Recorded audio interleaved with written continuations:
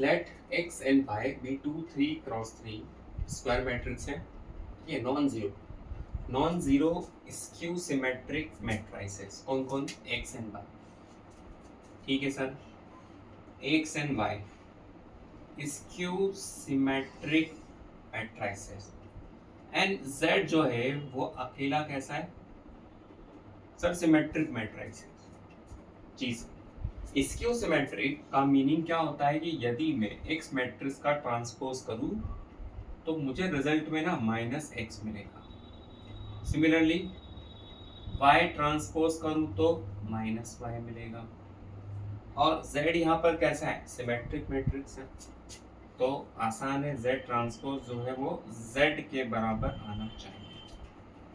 इतनी चीज क्लियर हुई है जी। अब चारों ऑप्शन में से चेक करना है कि which one of the following is skew symmetric matrix, और यहाँ पर मोर देन वन करेक्ट है। क्यों? क्योंकि एडवांस का क्वेश्चन है, 2015 में आया हुआ। ओके, तो थोड़ी देर के लिए क्यों ना इस पूरे को मैं एक मैट्रिक्स एज्यूम कर लूं, नाम दे देते हैं कुछ। ये तो समझ में आ रहा है कि यहाँ पर मैट्रिक्स की पावर 3 है, तो मैट्रिक्स ही आएगा। मैट्रिक्स को 3 बार मल्टीप्लाई करने पर y को, फिर उसको z को पावर 4 से मल्टीप्लाई करना है, फिर z को भी 4 बार मल्टीप्लाई करेंगे तो कुछ आएगा, मैट्रिक्स ही आएगा। फिर दोनों को मल्टीप्लाई कर तो ओवरऑल तो मैट्रिक्स ही आएगा ना। तो उस मैट्रिक्स को क्यों हमें ये जो ऑप्शन है ए ही एज्यूम कर लेते हैं। A is equals to y to the power 3 z to the power 4 minus z to the power 4 y to the power 3। अब यदि ये A मैट्रिक्स, मतलब यदि ये पूरा स्क्यू सिमेट्रिक है, मतलब A स्क्यू सिमेट्रिक है, तो A ट्रांसपोज बराबर माइनस है यदि मुझे दिख जाता है एंड ऑफ द ठीक है रिजल्ट, तो we will say A is the skew symmetric matrix. तो उसके पहले मुझे क्या करना पड़ेगा? मुझे यहाँ पर अप्लाई करना पड़ेगा ट्रांसपोज बोथ साइड्स। तो ट्रांसपोज यदि बोथ साइड अप्लाई करते हैं तो कुछ इस तरीके से एक्सप्रेशन हो जाएगा, इस तरीके से। इस पूरे के ऊपर क्या लगा दिया? ट्रांसपोज। अब प्रॉपर्टी ट्रांसपोज की क्या बोलती है कि यदि मैं कोई दो मैट्रिसेस हैं उसके ऊपर होल ट्रांसपोज लगाऊं तो इस तरीके से वी कैन राइट। ठीक है, तो यहाँ पर भी ये एक मैट्रिक्स है, ये दूसरा एक मैट्रिक्स है, तो y3 की पावर 4 का होल ट्रांसपोज माइनस z की power 4 into y to the power 3 का होल ट्रांसपोज, ऐसे लिख सकते हैं। अब नेक्स्ट प्रॉपर्टी क्या बोलती है? यदि दो मैट्रिक्स मल्टीप्लाई में है और उसका होल ट्रांसपोज है, लेट्स से AB का होल ट्रांसपोज, तो यहाँ पर लॉ ऑफ रिवर्सल लगकर कुछ ऐसा हो जाता है, जो पीछे वाला मैट्रिक्स है वो आगे आ जाता है और जो आगे है वो पीछे चले जाता है और दोनों के ऊपर ट्रांसपोज लग जाता है। यहाँ पर सर z की पावर 4, ठीक है, उसके ऊपर ट्रांसपोज, y की पावर 3 उसके ऊपर ट्रांसपोज, सिमिलरली y की पावर 3 उसके ऊपर ट्रांसपोज, z की पावर 4। नाउ ठीक है, अगेन वन मोर प्रॉपर्टी, यदि a की पावर 3 का होल ट्रांसपोज लिखा है तो इसे a ट्रांसपोज की पावर 3 लिखा जा सकता है। ये सब 1 बाय 1 याद रखना है, ये सब ट्रांसपोज की क्या है? प्रॉपर्टी है जी सर। तो इसको z ट्रांसपोज की power 4 y transpose to the power 3 minus y transpose to the power 3 z transpose to the power 4। अब ध्यान से देखना है z कैसा है? z ट्रांसपोज किसके बराबर है? z के बराबर है, तो इसको मैं z लिख सकता हूँ z की power 4, y transpose is minus y, तो minus y to the power 3 minus again minus y to the power 3 and z to the power 4। तो लास्टली यहाँ आ रहा है z to the power 4 minus y का cube है, minus बाहर निकलेगा बिकॉज पावर इज ऑड, इस तरीके से सर। अब यहाँ भी माइनस बाय का क्यूब है तो माइनस बाहर निकलेगा, इस माइनस से मल्टीप्लाई प्लस में y to the power 3 z to the power 4। ठीक है, इसे अपन लिख सकते हैं, ये टर्म आगे आ जाएगी y3 z to the power 4 minus z to the power 4 y3।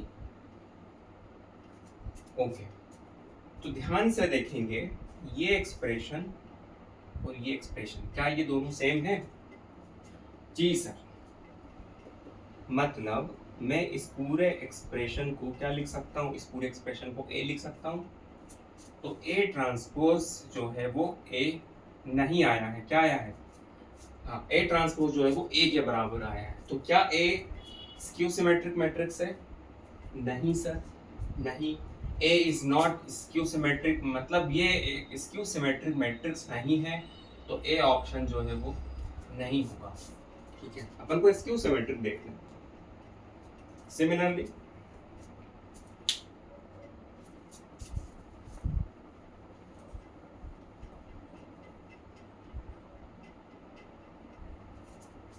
Okay, तो यहाँ पर ए ट्रांसपोज जो है वो ए के बराबर आया है। अब इस पूरे मैट्रिक्स को मुझे बी को चेक करना है, इस पूरे को मैं बी मैट्रिक्स मान लेता हूँ।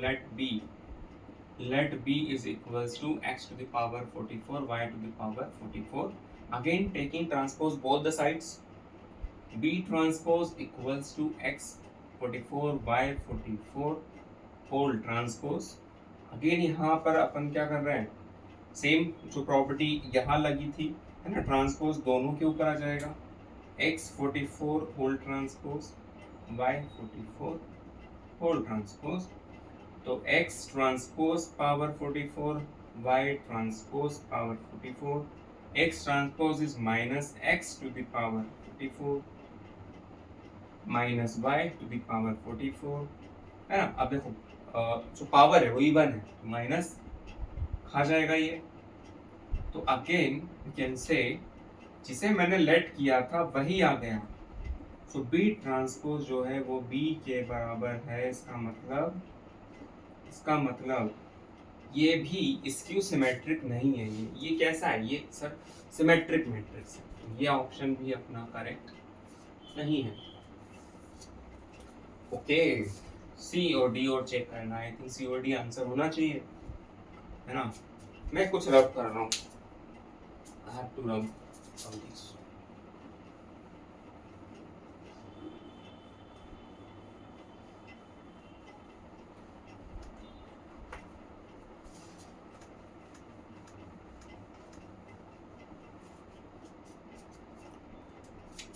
इसी तरीके से इस पूरे मैट्रिक्स को सी एज्यूम कर रहे हैं, इस बार फास्ट तरीके से करेंगे। x की power 4 z to the power 3 z to the power 3 x to the power 4। So taking transpose both the sides, यहाँ मैंने ट्रांसपोज लिया और ट्रांसपोज दोनों में डिस्ट्रीब्यूट भी कर दिया साथ साथ,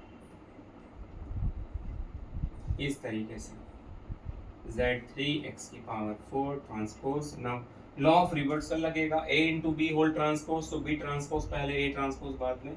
तो z3 transpose x4 transpose minus x4 transpose z3 transpose. अब z3 वही वाली चीज है, t अंदर आएगा 3 बाहर हो जाएगा। अब z ट्रांसपोज एक्चुअली क्या है, z ही है, तो यहाँ पर z की पावर 3 लिख सकता हूँ मैं, यस सर। x ट्रांसपोज का power 4, x transpose minus x है तो माइनस x की पावर 4 माइनस यहाँ पर भी माइनस x की पावर 4 और यहाँ पर z की पावर 3। तो वी कैन राइट z की पावर 3 x की पावर 4 माइनस x की पावर 4 z की पावर 3। तो ध्यान से देखेंगे, मुझे यदि मैं इसमें से माइनस कॉमन निकालूं तो x की पावर 4 z की पावर 3 आगे आ जाएगा, माइनस ये प्लस का ये माइनस का हो जाएगा, z की पावर 3 x की पावर 4। तो ये पूरा जो है ब्रैकेट के अंदर it is equivalent to c। तो c ट्रांसपोज जो है ये आ चुका है माइनस c के इक्वल में। इसका मतलब c कैसा हुआ, c is a skew symmetric है, तो c तो अपना ऑप्शन होगा। इसी तरीके से जल्दी से डी ऑप्शन चेक कर लेते हैं। इस पूरे को क्यों डी मैट्रिक्स मान रहे हैं अपन, that d is equals to x to the power 23 y to the power 23। अब देखते हैं d ट्रांसपोज माइनस d के बराबर होता है या नहीं। Taking transpose both the sides,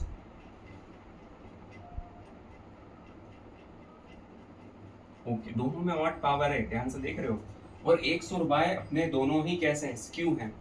तो तुम्हें नहीं लगता कि माइनस एक्स की पावर 23 यहाँ भी बाहर आ जाएगा माइनस, यहाँ भी माइनस बाहर आ जाएगा, कुछ इस तरीके से। तो माइनस कॉमन यदि ले लेते हैं, x की पावर 23 y की पावर 23 माइनस ये पूरा एज्यूम किया था अपन ने d, तो it is also a skew symmetric matrix. So option C and D our answers।